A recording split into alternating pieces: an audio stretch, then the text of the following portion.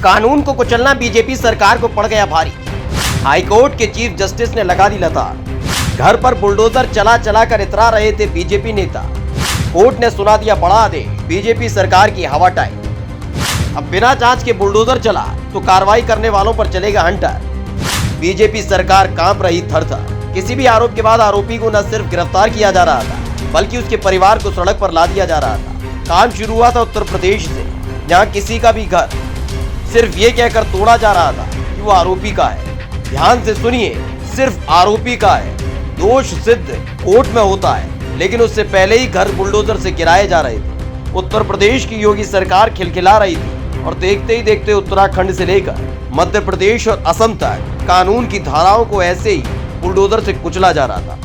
ये बुलडोजर वाली नीति सिर्फ और सिर्फ उन राज्यों में देखने को मिली जहां जहां बीजेपी की सरकार है। बात बात पर नाम बदलने वाली, बात बात पर इतिहास बदलने वाले, संविधान बदलने वालों ने कानून ही बदलने की कोशिश कर डाली। लेकिन कोर्ट ने ऐसा हंटर चलाया है जिससे बीजेपी के नेता मुश्किल में पड़ गए। यकीन मानिए, अब चाहकर भी बुलडोजर वाले एक्शन पर इतना नहीं सकते। हुआ यूं कि असम की हेमंत बिस्व शर्मा सरकार ने बुलडोजर चलाने का प्लान तैयार किया कि एक एक कर कई घरों पर बुलडोजर चलाया जाने लगा।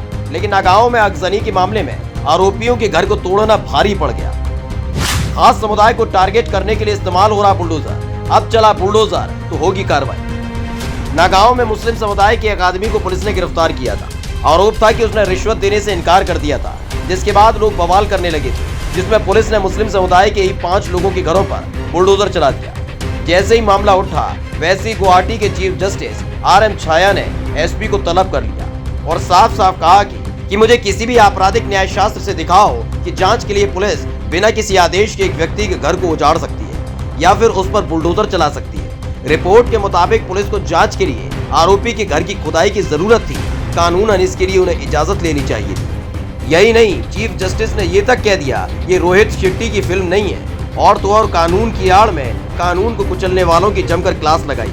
जिसके बाद असम की हेमंत बिस्व शर्मा की सरकार कांप गई। उसका असर उन राज्यों में भी देखने को मिल रहा है जहां जहां बुलडोजर के दम पर कानून का माखौल उड़ाया जाता रहा है। उत्तर प्रदेश में तो खास समुदाय के खिलाफ कैसे इसका इस्तेमाल होता रहा, ये किसी से छिपा हुआ नहीं है। तो वहीं मध्य प्रदेश में भी हालात कुछ ऐसे ही रहे, जहां मुस्लिम समुदाय के घरों को सिर्फ आरोप के आधार पर निशाना बनाया गया। इससे पहले जब NRC के खिलाफ प्रदर्शन कर रहे लोगों के खिलाफ योगी सरकार ने एक्शन लेते हुए उनके पोस्टर लगा दिए थे, तब भी लताड़ पड़ी थी। एनकाउंटर के नाम पर जो खेल खेला जा रहा था, उस वक्त भी जवाब तलब किया गया था। लेकिन हर बार कागजी खेल खेलने वालों ने कानून की धाराओं को अपने हिसाब से बदल कर रख दिया था।